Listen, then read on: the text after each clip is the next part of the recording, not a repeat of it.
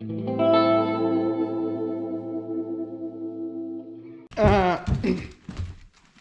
trying to get back in the habit of recording more and being more productive with my YouTube stuff. So that being said, I'm gonna start taking the piston rings off the Pistons for the 302 for the Ranger. But first, I need to crawl under the rivvy and figure out which one of the tie rods is junk. And then I need to call O'Reilly and order tie rod ends because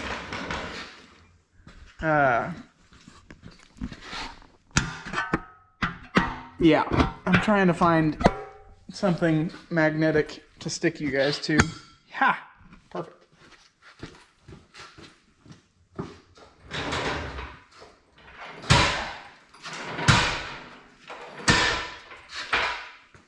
I draw a lot of inspiration from Puddin's Fab Shop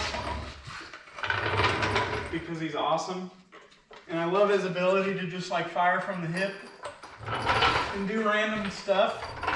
And I've noticed that some of his videos are like super random and he talks to his viewers a lot.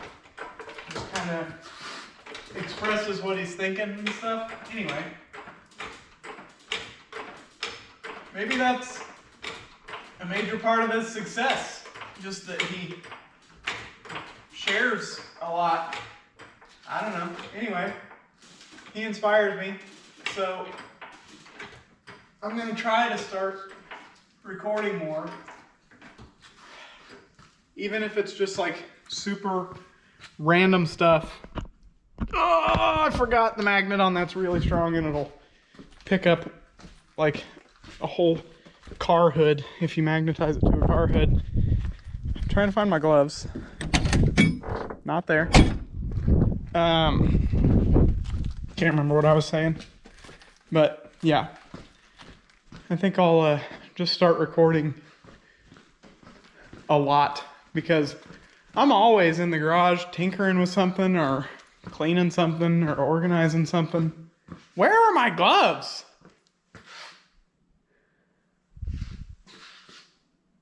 Did I leave them in the house?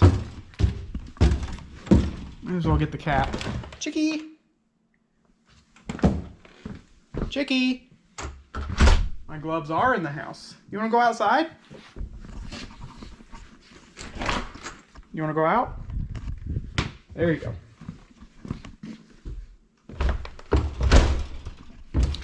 Got my gloves. Okay, so I'm gonna figure out the rivvy situation, then call O'Reilly, order the tie rod ends. I want to start driving it from time to time, and I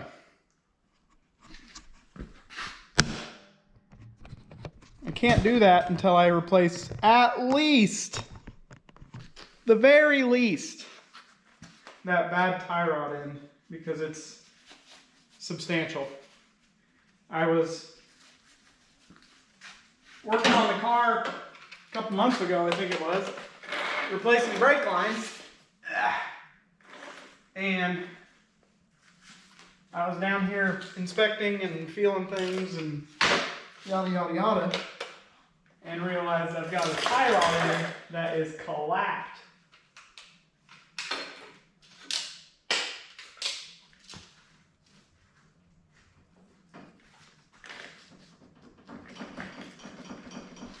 I believe it is the passenger side, and I think that's what I remembered from before.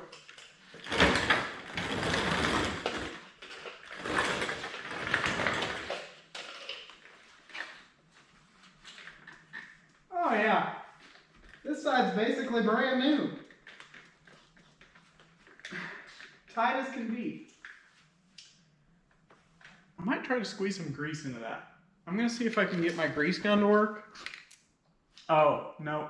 I remember. It does not work. Okay.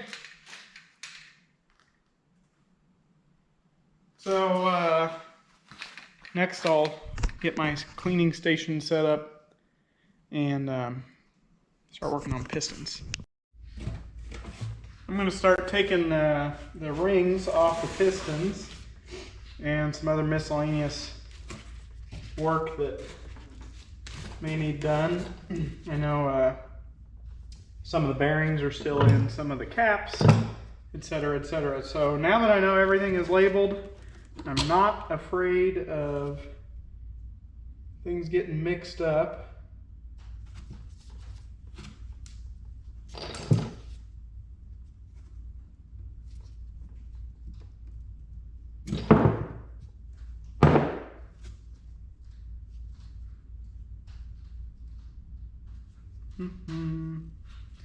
Honestly, I guess I'm gonna go back over there after I make sure all the bearings are removed anyway, so I might as well put them over there.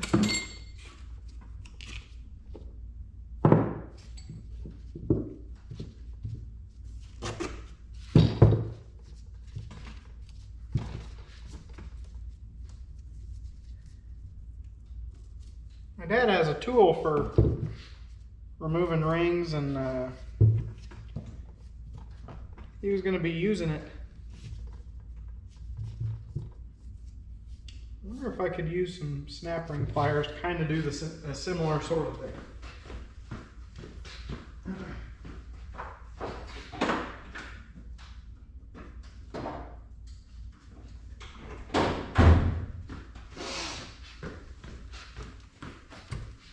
My dad's ring tool that he has is for removing and installing rings. And he's been overhauling the engine in his Kubota tractor recently, so he couldn't lend that to me right away. I said, I think I'll manage just fine with getting them off, and then I'll get that tool from my dad to put the new rings on.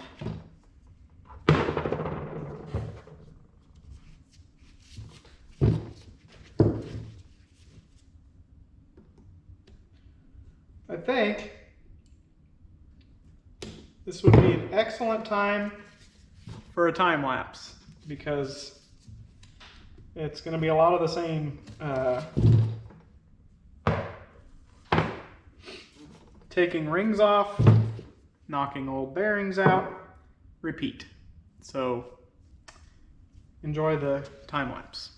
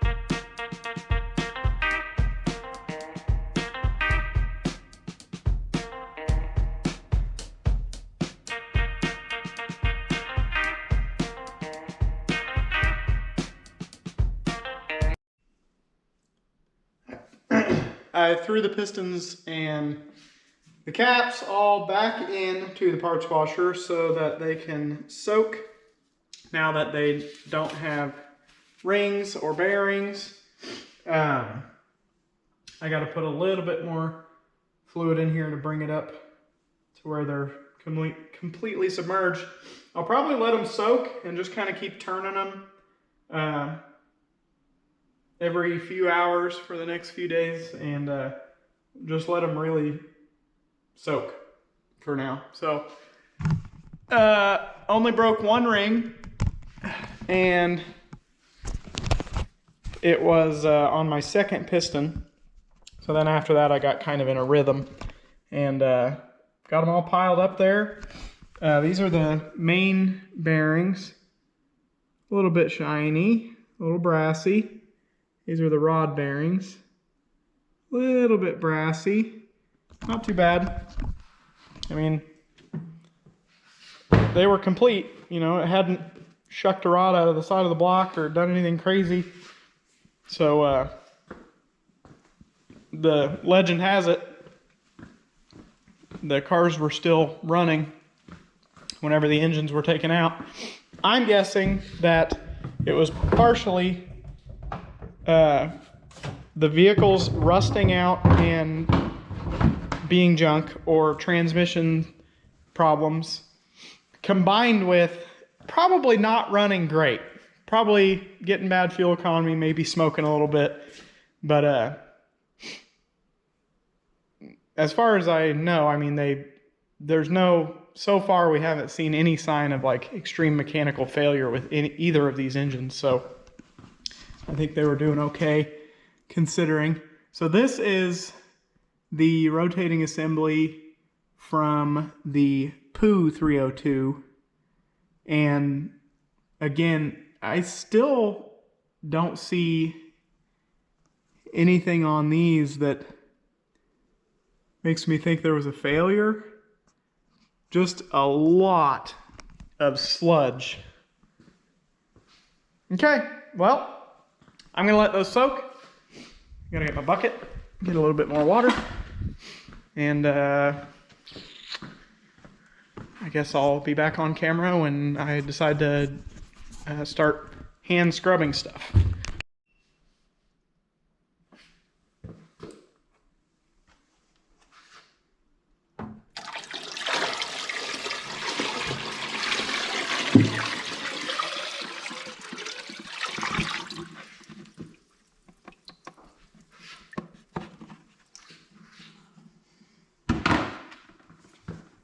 There, now they're submerged.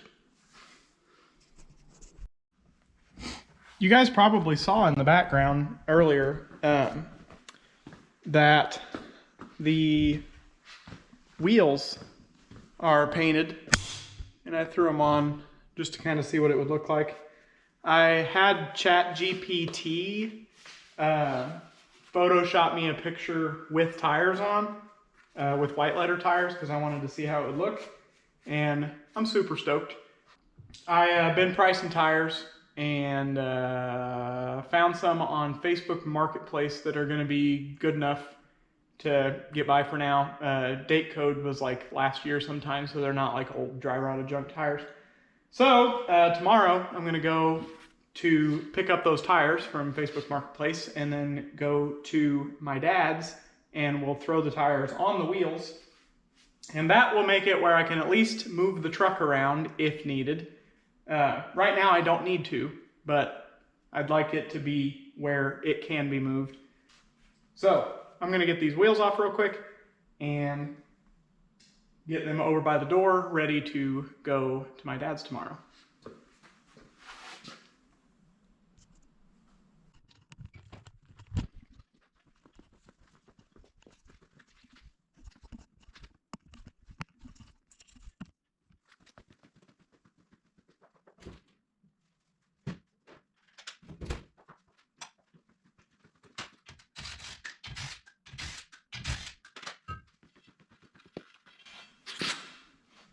Not too bad for a cheapy rattle can job and just running a wire brush over them. I mean, obviously, a person would want to sandblast them to make them like really nice, but they're good enough.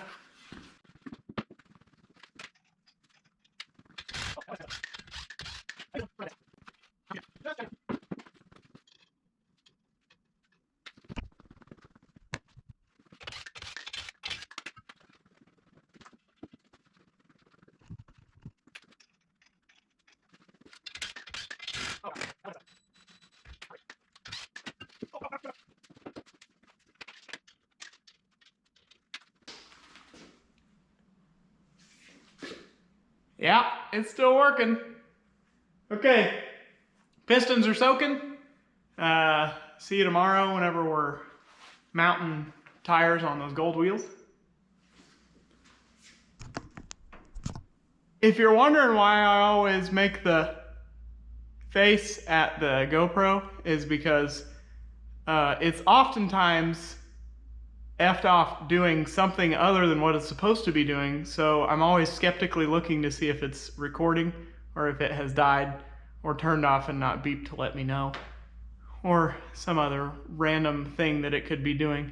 So when I'm editing, I kind of get a kick out of it, and Brandon kind of giggles about it sometimes, and I thought, I don't know, it might kind of be funny to just leave it in whenever I'm trying to squint to see if that little red light is still blinking.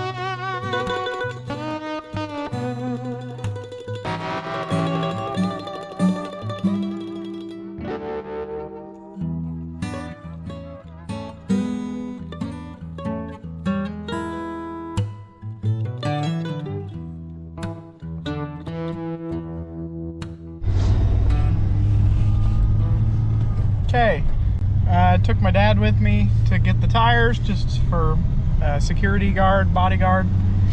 It was funny, I wish I had filmed the guy's dog. When I opened my door, as soon as I opened the door of my truck, he got one of my gloves. I thought I lost a glove, and I turned around, that dog's just proud as can be, wagging his tail, running around with my glove hanging out of his mouth. Dang thing. So we got the tires, got back to my dad's, got the tires mounted, and now I'm gonna head to the parts store and pick up the tie rod end for the ribby. I don't know if I'll replace it today. Probably just do that in the next couple days. Got a busy day today. Go to the gym, get a workout in, and then go back home and put the wheels and tires on the Red Ranger. And I'm really, really excited to see it in person. Like I had AI generate a picture with tires on to see if I'd like the white letters with the gold wheels and everything. And you know, it's seeing it in person for real is gonna be really, really satisfying. Of course, I gotta scrub the blue paint off the white letters, but I'll see you whenever I get home to mount those tires up. I forgot to mention, I also borrowed my dad's ring spreader thingy for putting the rings back on, the new rings on the Pistons when it's time. The sun is directly in my eyes. Oh my gosh. I just left the gym, feeling great. Got a little bit carried away with my time. I've got family coming over this evening, and now that I'm running short on time, I'm not going to mess with those wheels today. So it'll be tomorrow probably. I'll scrub the blue coating off the white letters and throw them on the truck, show you what they look like. I picked up the tie rod ends for the Ribby. $107.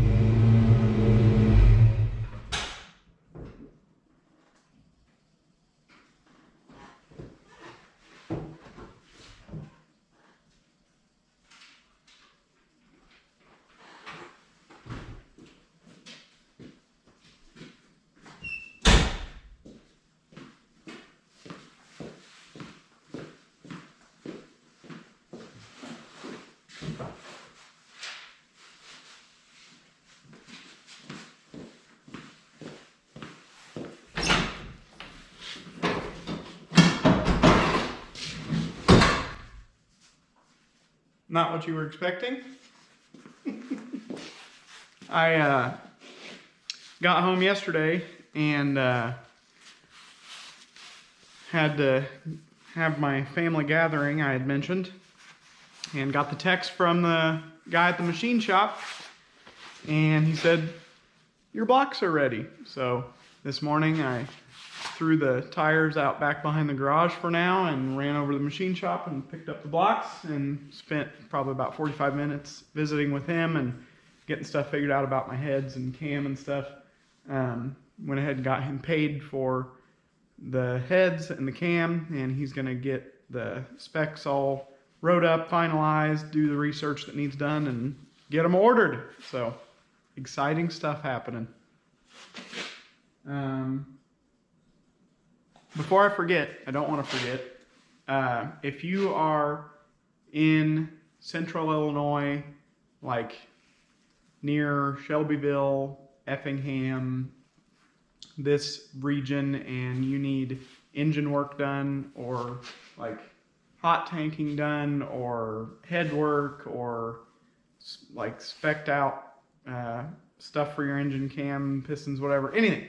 If you need a machine shop and you're in this area, look up Mo Spec Speed and Performance on Facebook. That's M-O Spec, that's S-P-E-C, Speed and Performance on Facebook.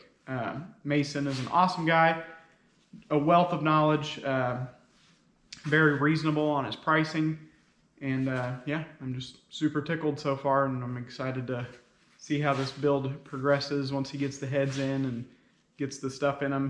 He buys the bare casting and then puts in all the valve train that he prefers, like pieces it out and gets good stuff. So that being said, I'm gonna get the better of the two on the engine stand, and the other one, the poo motor, set aside, and that's what I know for now.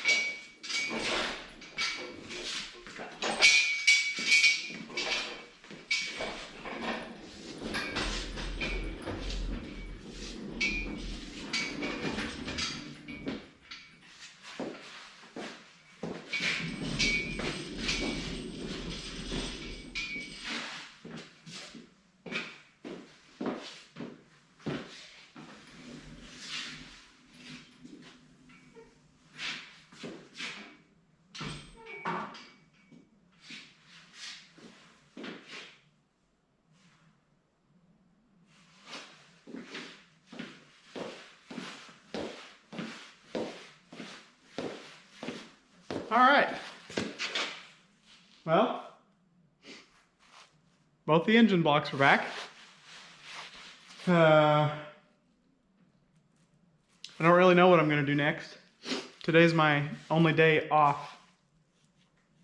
So I think I'm just going to rest and see you guys in the next day or two whenever I get to tinkering on things.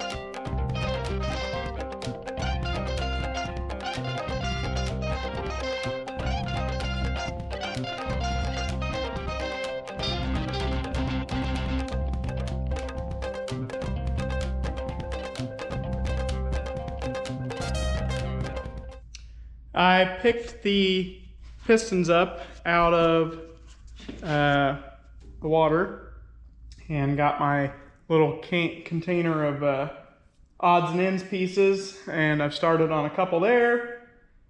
My goal is to get everything in this pan clean, dried, into a clean can, and then get another load of hardware, put it in there, put it in the bottom of the parts washer so it can be soaking, and then I'll start cleaning piston grooves and wire brushing the pistons. Behind the camera is something super exciting. Yeah, it's exactly the look I'm going for. Super excited about it. Ignore the stance because it's obviously up on jack stands right now and has no engine or transmission in it, and the topper probably will come off someday. So here it is.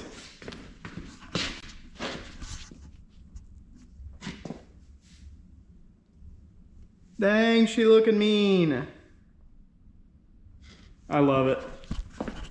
I love the way it looks. It's just got the right vibe that I want.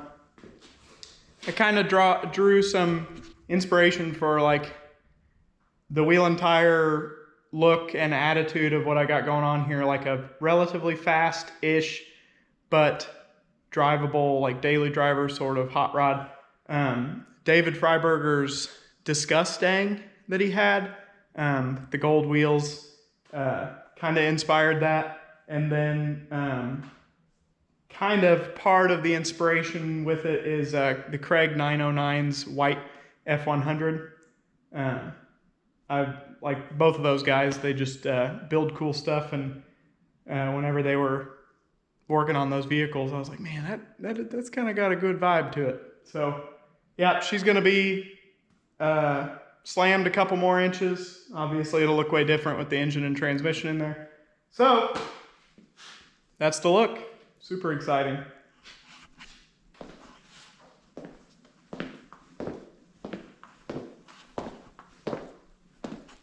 Now I'm going to do some cleaning. And that's kind of boring to film, so see you guys later.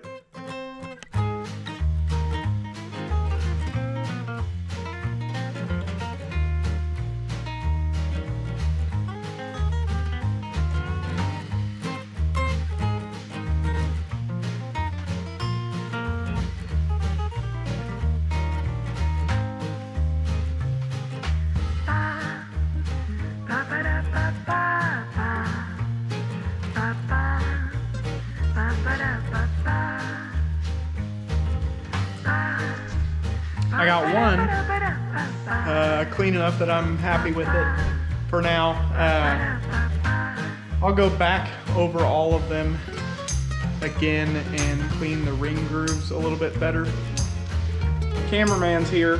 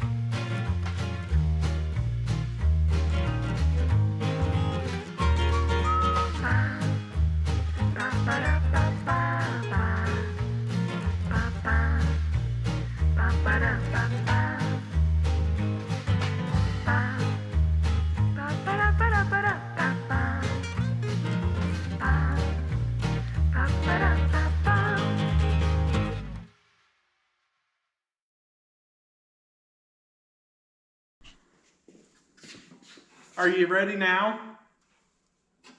Yeah. Okay.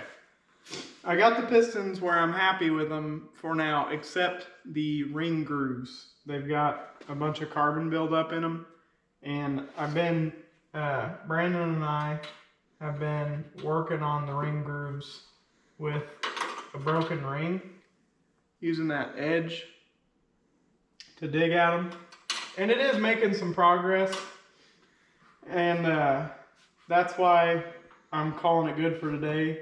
And I've got them soaking just deep enough in the stuff to soak the ring grooves, because the rest of the Pistons clean enough that I'm happy with it for building.